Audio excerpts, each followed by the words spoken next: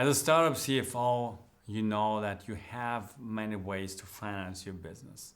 In most cases, since you have a different risk-return relationship or you're facing uncertainty, it is equity capital which you have to use. But equity capitalists have a business model. And that business model is they buy low, they sell high. So they buy shares for a low valuation. But to realize their own business model, they have to sell their shares one day, or in other words, they have to exit one day. And this is also a task for a startup CFO to keep that in mind and to have that in the consideration. If you approach an angel, even if you approach an angel, he wants to exit one day. Even if an angel has more time or a different time frame, if you approach a capitalist, you can see when the fund is ending and maybe there's a grace period, but then after this time horizon, you have to give the capitalist the possibility to exit the business. So whenever one enters here, they want to exit any day, and this day is sooner or later. And you have to realize that kind of exit. So there are different ways to realize the kind of exit. First of all, for the investors, that's the goal, to maximize the return on invested capital. So they love those big exits, IPOs or whatever.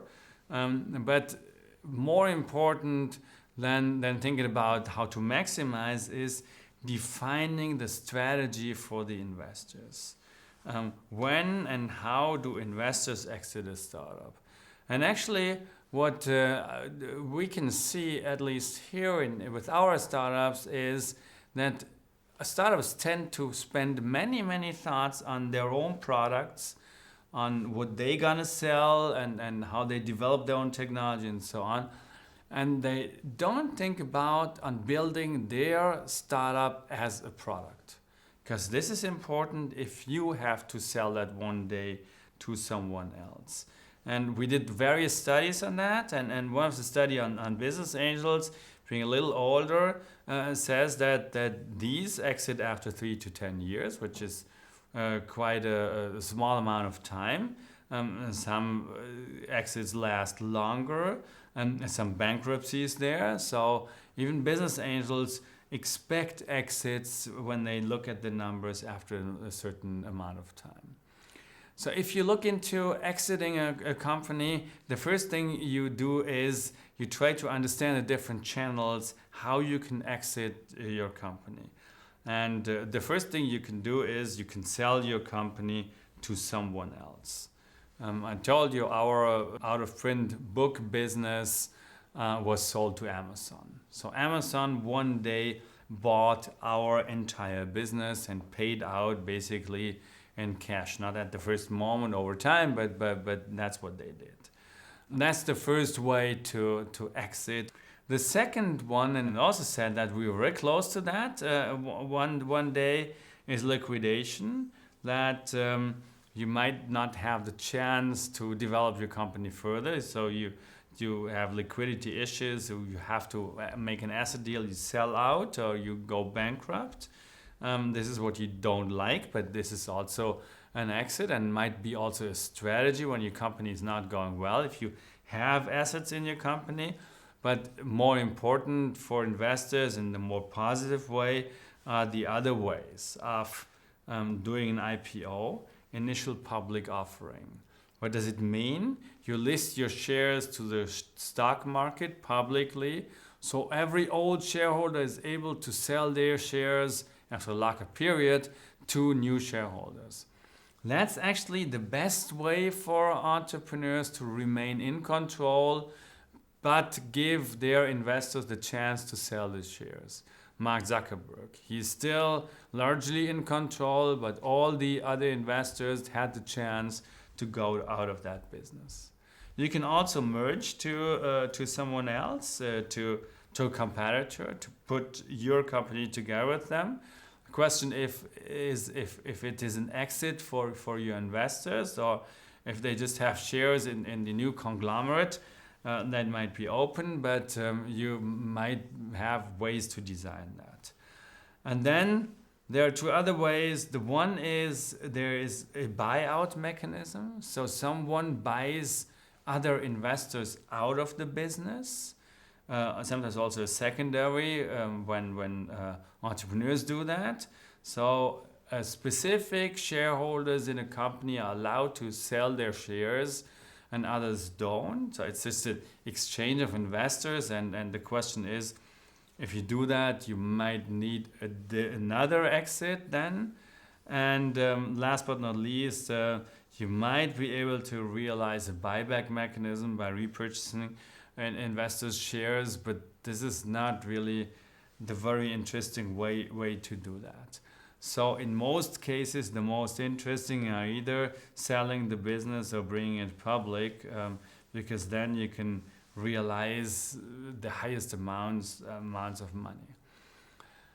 If you as a CFO go to a potential investor, equity investor, you know that he has to exit because otherwise he won't realize his deal. Secondly, then why don't you spend some thoughts on what is the right mechanism? And actually, maybe you want to spend some thoughts on who is a potential investor because, and that's important, it might affect your business. I'd like to give you an example used for illustration. I mean, everyone knows that Zalando is going public, so there's no discussion, and nobody knows whether Amazon ever thought about buying that company. But imagine Zalando a couple of years ago having both possibilities. Either we sell to Amazon or we do an IPO. I could have done both. Maybe could have done both. I don't know. What's the difference there? Well, the one is potentially a strategic investor. The other is a financial investor. And they have totally different rationale to buy a share from Zalando. The one rationale by a financial investor is this is remaining a pure play, like it is today. Zalando has to create more value by working independently on new projects. And only if they have more projects in mind, only if they have an equity story after the IPO, someone is willing to buy. You're not willing to buy shares from a company where all the others say, okay, I'm happy that I'm out there. No, you want to see that this company is still going on creating value because then your shares will be more valuable after you bought them. So this is a pure play, and the only way it works is there's a value gap, be it top line or bottom line, which you can realize in order to make this company more valuable. And actually that's what Zalando is doing right now. They're creating more and more value, and investors are happy. What's the rationale of a large corporation like Amazon? It's a strategic investor. For sure, he looks at such companies, first of all, on a pure play basis and tries to understand the value of the pure play. But then, in addition to that, these investors have strategic synergies. And that could be top-line synergies because Amazon has customers and they can shift customers to the new website and so Zalando would have had higher sales.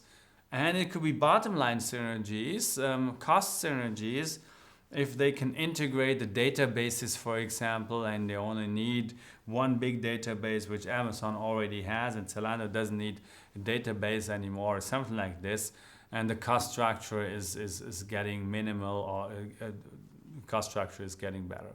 So you have higher sales, lower cost, and you can make more money. And actually, the only thing is in that case, then how do you share that synergy profit in that trade sale moment?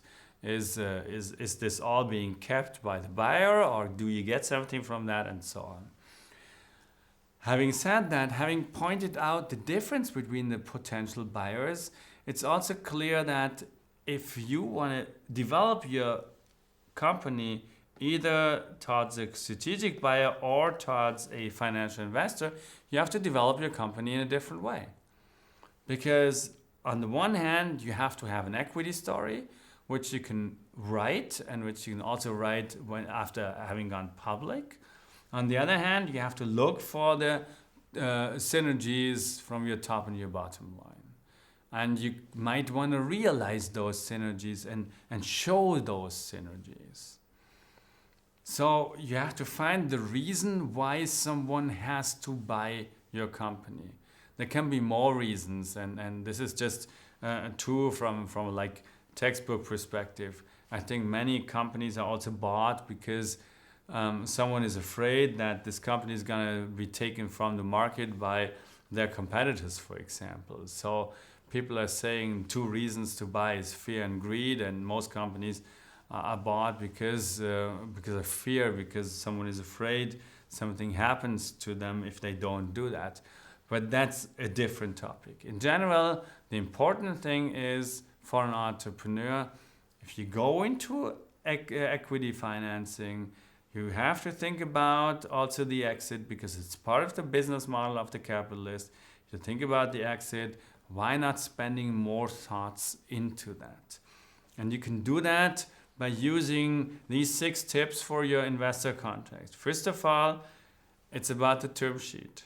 What is your term sheet doing in terms of also thinking about the exit?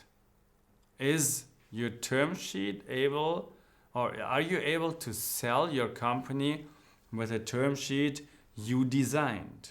That's in general very important. And then within the term sheet, not only the general design, there are contractual clauses like the liquidation preference or the tag-along and drag-along rights. The drag-along right, for example, is the right for an investor to drag you to sell your business.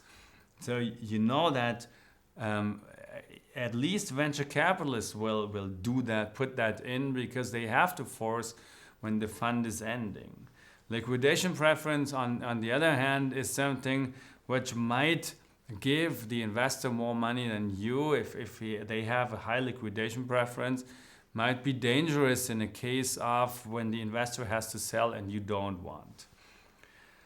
Another point is ensure that it is obligatory for investors to first offer their ownership stake to internal capital holders. So what you don't want, and this is the buyout scenario, that an investor can just go out, and you can also use a tag-along to prevent that, and leave you alone, and you have a new investor you never wanted in your company. So this is a common thing which you put into the contract, but you might want to make sure that this is really in your contract. And the last one is always seek legal review of your investment contract, because this is something which is very important, especially in times when you have to exit the company. So in general, just a couple tips for your investor contract in terms of exiting are mainly look at your contract also from that perspective. Is the contract designed that the company is exit ready? Can someone force the other? Can someone do things against the others? Always careful with those. And I think it's always a good idea for young entrepreneurs or young startup CFOs to seek legal review for that.